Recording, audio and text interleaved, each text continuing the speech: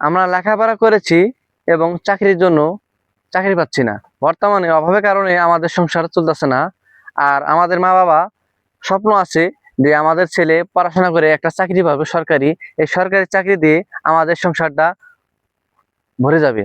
কিন্তু আমরা বর্তমানে বেকার ছেলে বসে আছি ঘরে, আর চাকরি পাচ্ছি না। বর্তমানে সরকারে টাকা পয়সা দেওয়া লাগবে ঘুষ।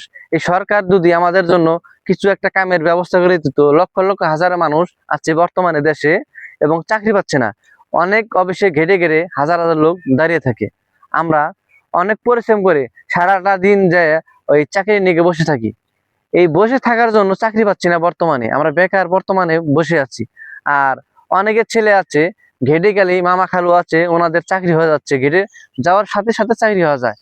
আর আমাদের মা বাবার স্বপ্ন ছিল যে আমাদের ছেলেরা চাকরি করে আমাদের ভবিষ্যৎ জন্য নিয়ে অনেক কিছু করবে এবং ভালোবাসা দিবে এবং সংসার তৈরি করবে।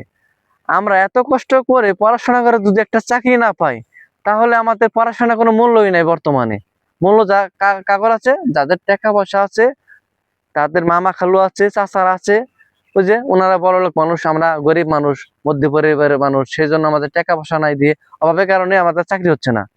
এবং চাকরি নিতে হলে গেলা কিছু টাকার প্রয়োজন, কিছু যোগ্যতার দরকার। আমাদের সেই যোগ্যতা নাই কিছু জন্য।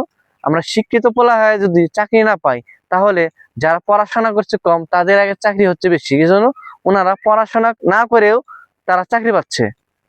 ওনাদের বড় লোকের মামা খালু আছে, সেই জন্য ওনারা অনেক কোটিপতি, অনেক তারে ভাই আছে, চাচারা আছে, তাদের জন্য ওনারা চাকরি পাচ্ছে।